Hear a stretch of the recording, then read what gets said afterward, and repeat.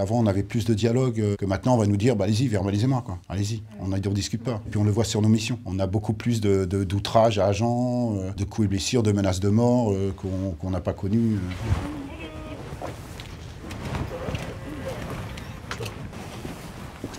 Moi, je suis rentré en police municipale en 88. J'étais armé au début avec une petite gomme, ce qu'on appelait les petites matraques souples. Voilà, on avait beaucoup de contact avec la population, mais on sentait, je vous prends les exemples des rixes sur la voie publique, on était aux mains. Maintenant, aujourd'hui, les rixes, on est armé. C'est un couteau, une barre de ferraille, une arme létale. Donc on sent quand même qu'il y a une évolution qui a changé. Il y a quelque chose qui a changé.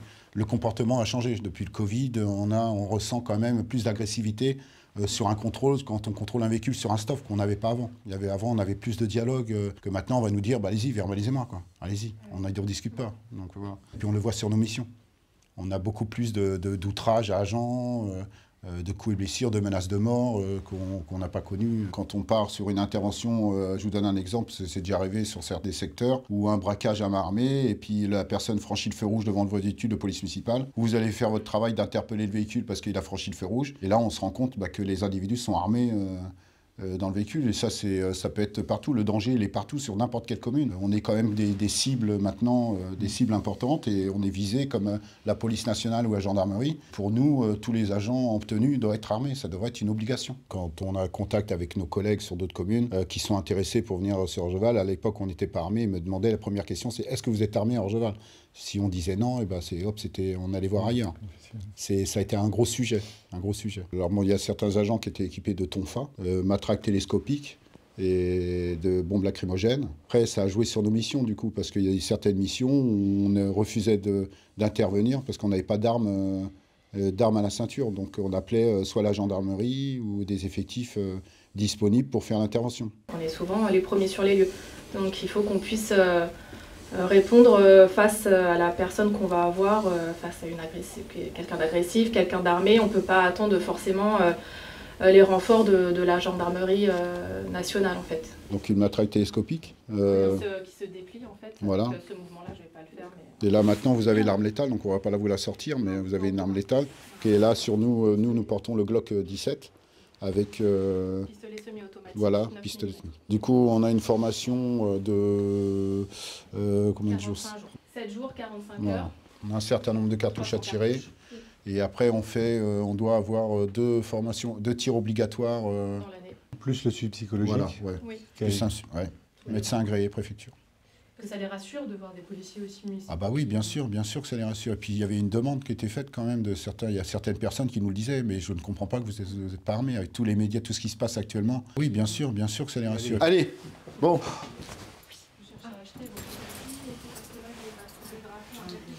Donc l'armurerie avec, ça c'est le journal de registre, quand les agents prennent leurs armes ou leurs munitions, ils ont un registre.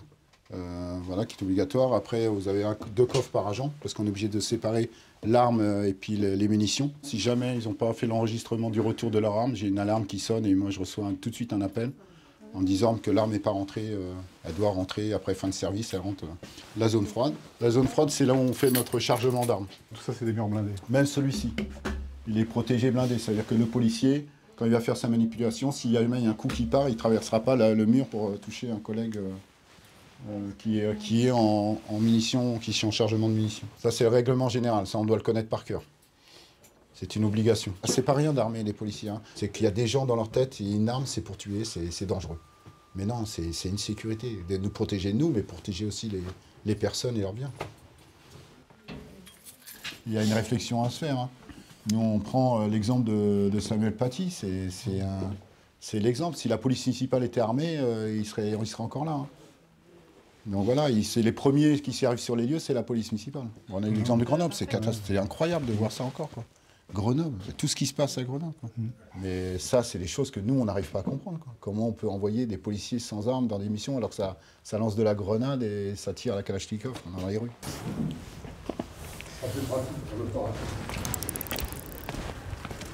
fait, dans les discussions, le gros de ce qui nous remonte, c'est quand même des incivilités. Nous sommes à ce jour relativement épargnés par les trafics en tout genre, les petits trafics de drogue ou autres. Et là aussi, je pense que la présence constante des policiers municipaux sur le terrain joue un grand rôle. L'uniforme ne fait pas peur. Malheureusement, on le voit au niveau national, l'uniforme a tendance à être de moins en moins respecté. Si on regarde le positionnement d'Orgeval, nous sommes à peu près à équidistance de 3 lieux où il y a eu des agressions et 3 lieux dans lesquels la police municipale a été impliquée à chaque fois avec, au moins dans 2 cas, des conséquences dramatiques. Conflans-Sainte-Honorine, l'assassinat de Samuel Paty, à Magnanville, 2 policiers assassinés et à Rambouillet, une policière également assassinée. Le contexte sécuritaire est important. Les policiers municipaux, avec leur uniforme, dès lors qu'ils sont en ville, sont une cible magnifique. La première destination de l'armement, c'est d'abord d'assurer leur propre sécurité dès lors qu'ils font leur travail. Les missions les plus évidentes de la police municipale, c'est d'assurer la tranquillité et une surveillance de base de la commune. Dès lors qu'une infraction est relevée, le relais est passé à la gendarmerie ou à la police nationale. C'est la surveillance de nos bois, de nos forêts et prioritairement de nos écoles et de la tranquillité de nos habitants. Il y a beaucoup de travail, mais en termes de nuisances, d'atteinte aux personnes ou de problèmes de sécurité, je croise les doigts. C'est très raisonnable à Orgeval. Ce n'est pas un hasard, c'est de dire qu'il ne faut pas attendre que nous ayons des problèmes pour investir dans la police municipale et il fallait absolument une concertation de la population très clairement en faveur du port d'armes pour les policiers municipaux. C'est un véritable atout pour la commune.